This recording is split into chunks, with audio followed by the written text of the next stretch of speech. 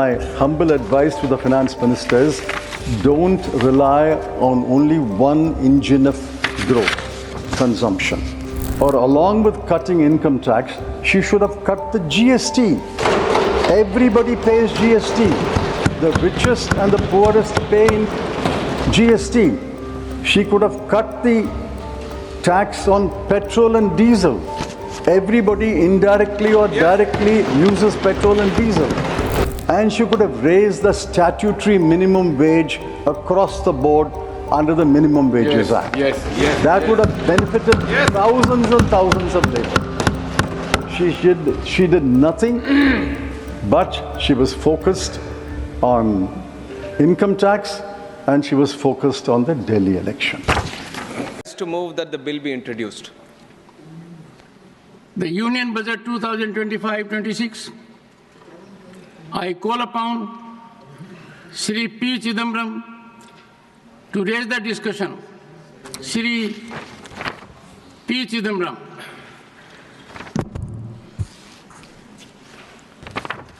Mr. Chairman, I thank the Honorable Finance Minister for presenting the budget for 2025-26. There ought to be a philosophy behind the budget. But I cannot divine one in this budget.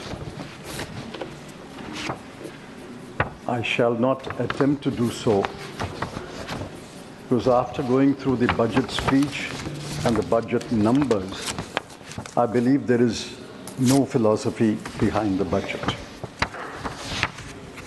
It is obvious that the budget was politically driven.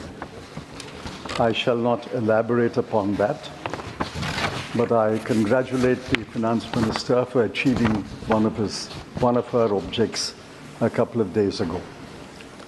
Congratulations, Finance Minister. I would like to start on an unusual note. The Finance Ministers asked this House to appropriate 20,517 crore for the Ministry of External Affairs. Usually the MEA does not figure in a budget speech, but I want to start with the MEA. I'll tell you why. In 2023-24, the past year, we allocated 28,915 crore. In the current year, the revised estimate is 25,277 crore, almost 3,600 crore less in the current year. And for next year, the Finance Minister is asking for only 20,517 crore, another 5,300 crore less. I wish the External Affairs Minister is here. I suspect that, and I hope not, I suspect that the Finance Minister is doing a Elon Musk on the External Affairs Minister. Somebody must explain. Are we shrinking our world presence? Are we closing down embassies? Are we closing down consulates? Be that as it may. A more serious aspect of the MEA. MEA stumbled badly in the last week, and I say that with responsibility. It's now clear that the United States informed India about the deportation. They gave a list of deportees. India verified the list and confirmed that 104 or so names are Indian citizens. So this was not a surprise to us. It was a surprise to the rest of the people. The deportation was known to the MEA. the External Affairs Minister met Secretary of State Rubio a few days before the deputation, and that was all published in the newspapers. I ask the government, did the External Affairs Minister raise the matter with Mr. Rubio? Did he know about the SOP? He told this House the SOP has been in place for many years, since 2012. If he knew about the SOP, did he protest the SOP to the Secretary of State of United States? Did he know about the SOP requires them to handcuff, tie the legs with ropes and mask? If he knew about it, did he protest to Mr. Rubio? If he did not protest, why did he not protest?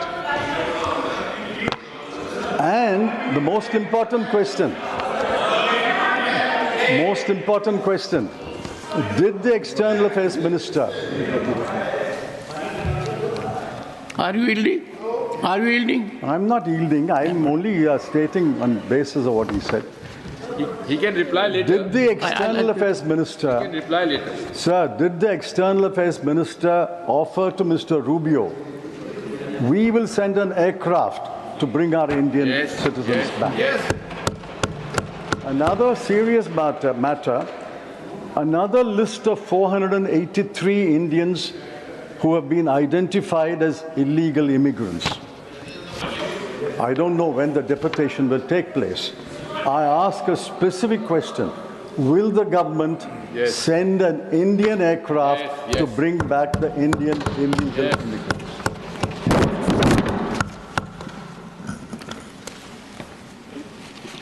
Now I go to the Finance Minister's trump card.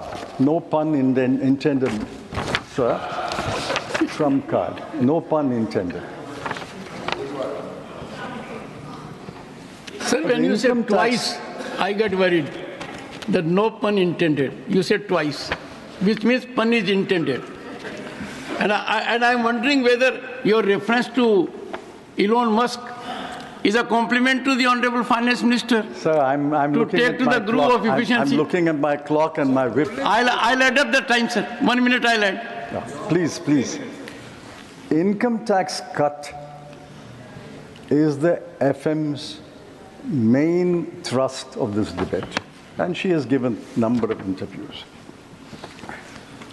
The House should know that only 3.2 crore persons pay income tax, from the last figures available. The rest filed returns, but they pay nil tax. She has raised the government has raised the threshold from 7 lakhs to 12 lakhs, and it applies to all taxpayers right up to the highest taxpayer. Now, I've looked at the CBDT statistics of taxpayers, the last available statistics. My rough calculation is about 80 to 85 lakh taxpayers will go out of the tax net from next year, and 2.5 crore will benefit. But the 2.5 crore includes not only the middle class, which the Finance Minister passionately championed, it includes 2,27,315 persons who returned a total income of more than 1 crore. It includes 262 persons who returned a total income of more than 100 crore.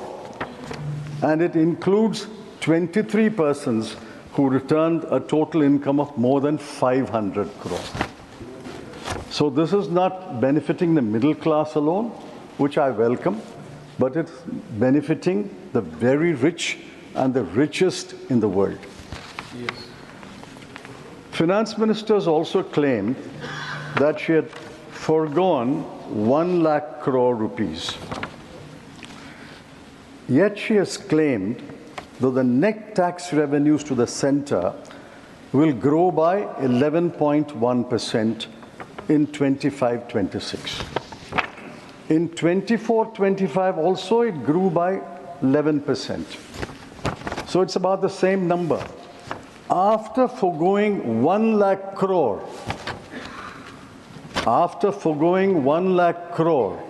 in this budget, how does she claim that the net tax revenues to the center will grow by the same 11%?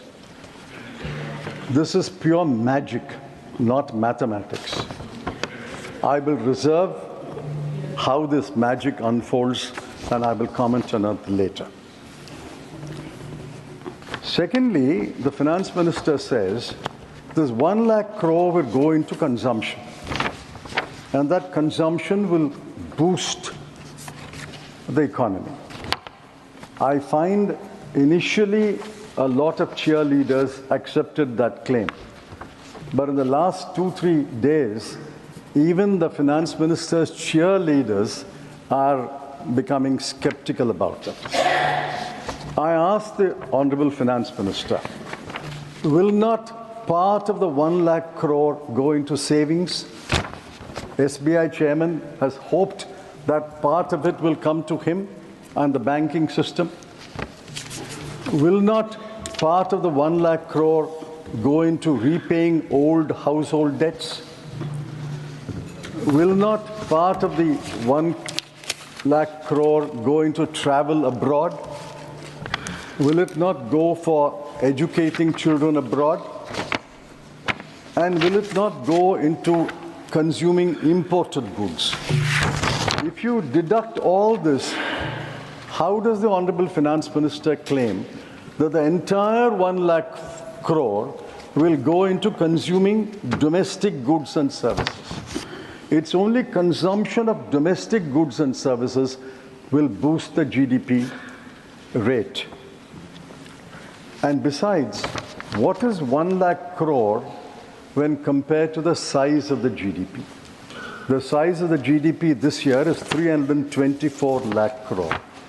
1 lakh crore of 324 lakh crore is 0.3. Are you seriously saying, and are you asking this House to believe, that 0.3% will boost the economy? My humble advice to the Finance Minister is, don't rely on only one engine of growth, consumption.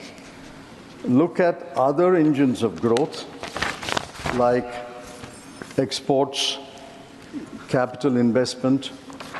Those other engines must be revved up. You can't rely upon one engine of growth. Most of this consumption will not go into consuming domestic goods and services. Now contrast what she has forgotten. She remembered the middle class, but I congratulate her for that. But what about the section of the people whom she has forgotten? Look at the plight of Indian households. I'm taking purely from government numbers. Between 2012 and 2024, in the 12-year period, food inflation was 6.18%. Education inflation was 11%. Healthcare inflation was 14%. These have crippled Indian households. Household savings have fallen from 25.2% to 18.4%.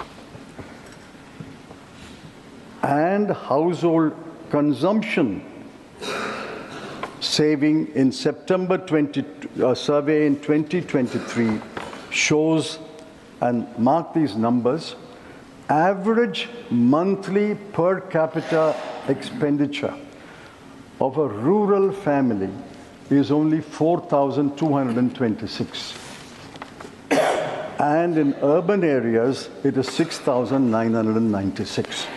Now we must examine these numbers more closely. This is the average for the whole India, 4,662 and 6,996, average for the whole India. But the bottom 50% will be even less. And bottom 50% of the 50% will be even less. Now, what has this budget done for the average Indian household in the bottom 50% and the bottom 25%? Nothing. What relief has the Honorable Finance Minister given them?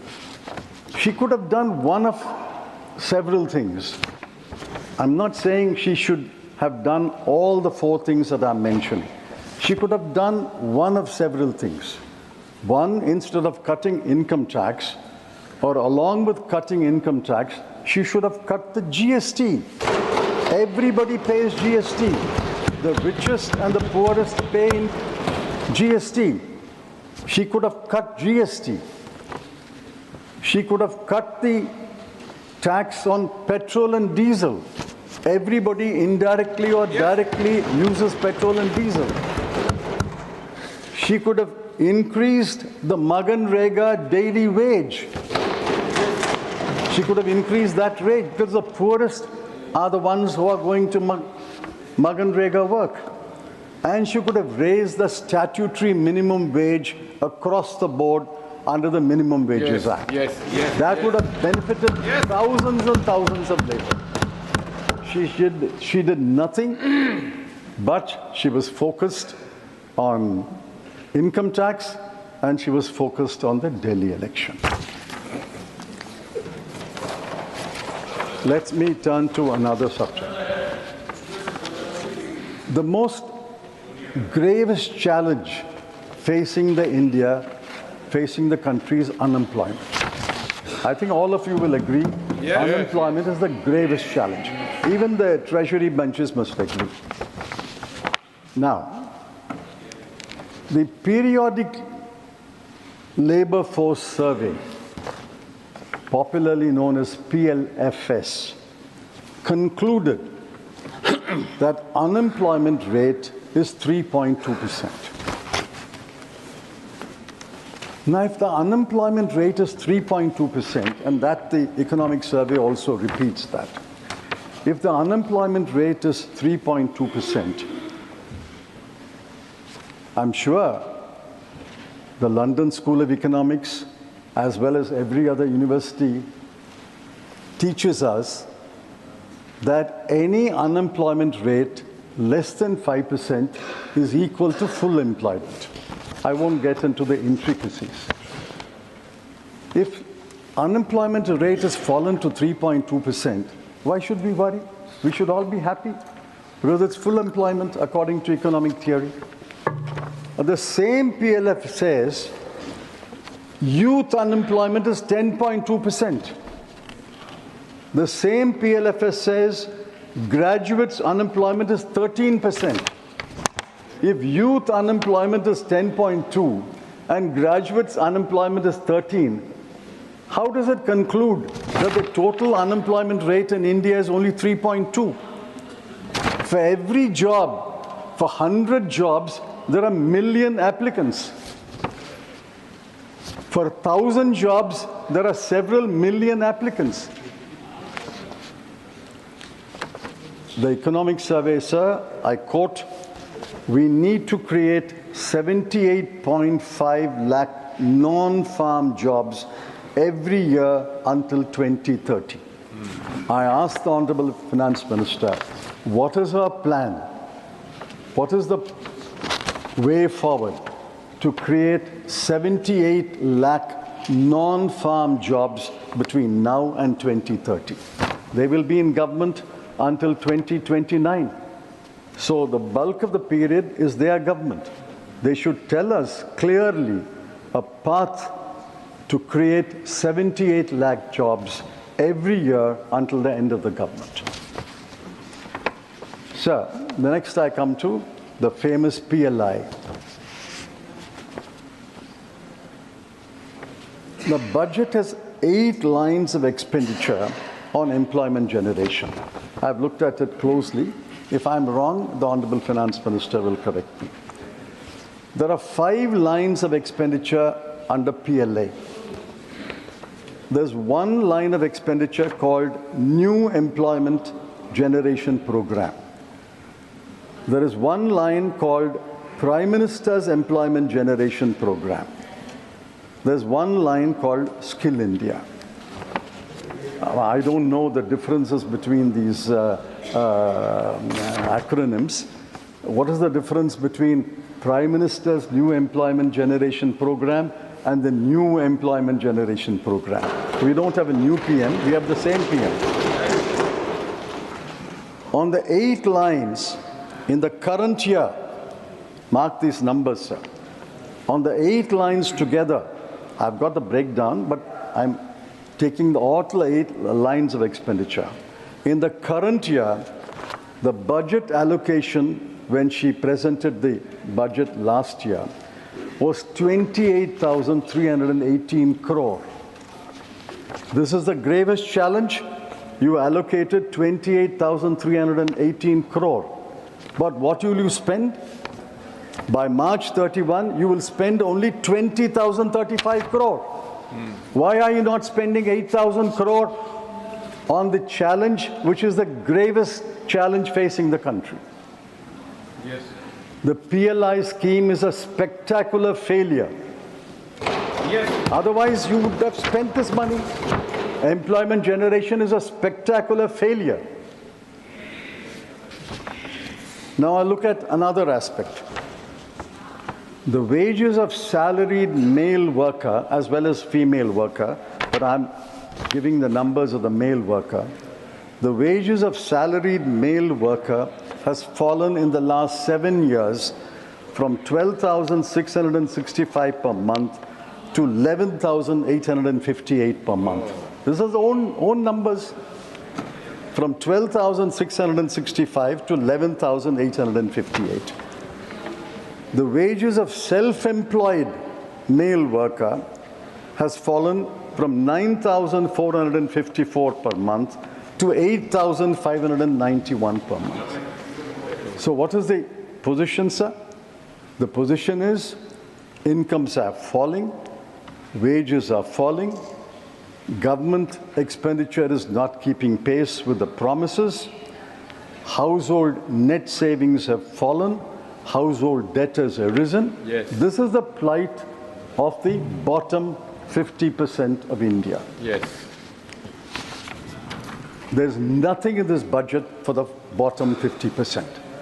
I think we cannot divide this house into one half speaking for the top 50% and one half speaking for the bottom 50%. I'm quite happy to speak for the bottom 50%, but I want the treasury benches also to impress upon their ministers to speak for the bottom 50% of India. Yes, yes. Man ki baat. Sir, let's take Make in India. They made such a hullabaloo about Make in India, Made in India. What was Make in India became Made in India. In global manufacturing trade, India's share is 2.8%. China's is 28.8%. So we are not a big player in manufacturing goods trade. The share of India's manufacturing in the GDP has fallen under this government. Yes. And I give the numbers from the economic survey. 2014, it was 15.07%. 2019, it has fallen to 13.46%. And 2023, it is 12.93%. These are the numbers of the World Bank. Economic survey has proportions in the GVA, but that has also fallen from 17% to 14%. So manufacturing as a proportion of GDP has not increased under this government. So manufacturing is a spectacular failure. PLI is a spectacular failure. So what has this government got to boast about after the last 11 years? I come to my penultimate point. Now, budget is about numbers. I don't want to burden the House with numbers, but I have to mention some numbers, because the budget is about numbers. Now the FM, Honorable FM, claimed in a number of interviews that she has not only met the fiscal deficit target, but has improved upon the fiscal deficit target. Absolutely true. If you look at the numbers, 4.9 achievement was 4.8. But how did she achieve this 4.8? She cut capital expenditure by the central government by 92,682 crore. Not revenue expenditure, sir. Capital expenditure by the central government was cut by 92,682 crore. She cut the grants in aid to states for creating capital assets, that's another form of capital expenditure, by 90,887 crore.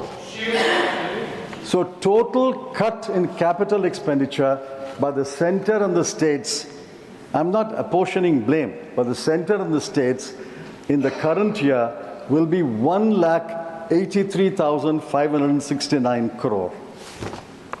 By cutting capital expenditure by such a humongous amount, she saved on the fiscal deficit 43,785 crore.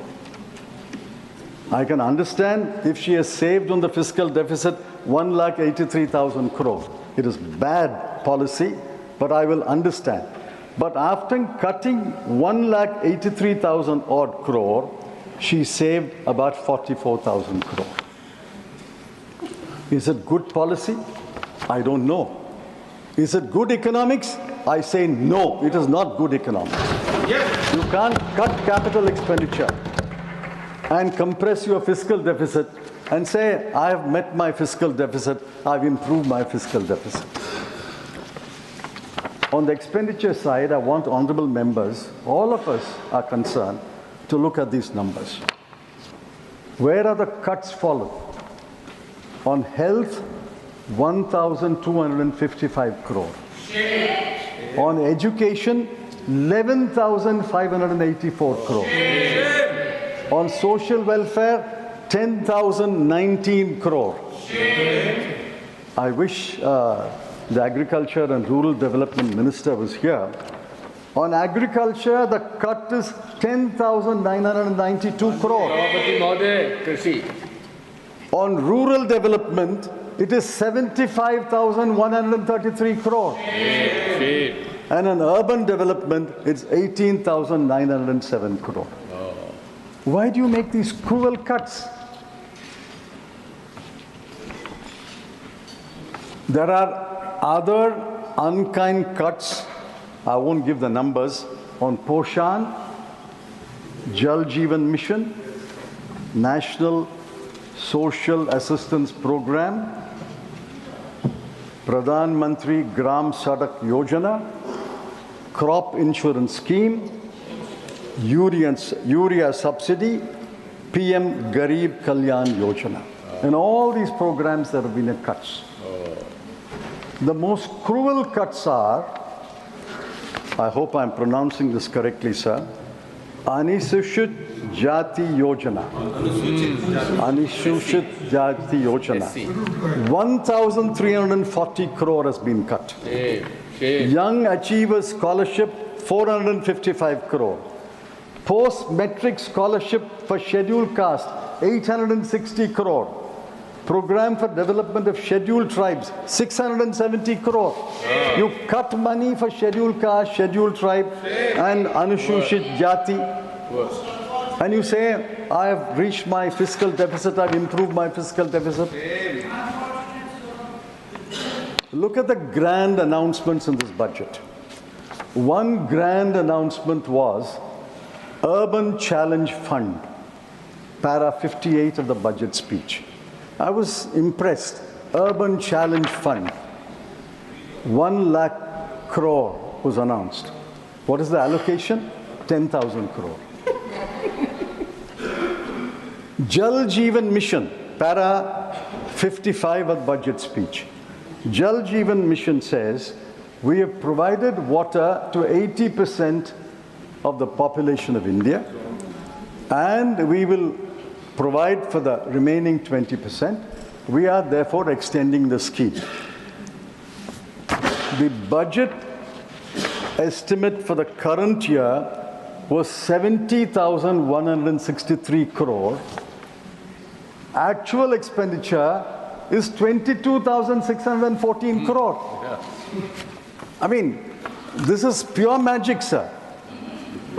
Incomplete. You don't spend 1/4 or 1/3 of your money and you claim that everybody has been provided water. Now I come to my last point. Sir, you will give me 1 more minute. I would, sir, I would.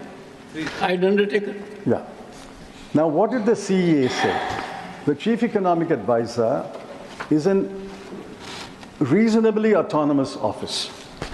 I'm glad the Honorable Finance Minister has given him the freedom to speak his mind and to be frank and forthright. I congratulate the Honorable Finance Minister in the end for that also. What did he say? Get out of the way. Yes. It's all we are saying, get out of the way. In a different context. Deregulate. Deregulation drives growth. Work towards giving to people back their agency and enhancing the economic freedoms of individuals and organizations. What is the response of the Honorable Finance Minister?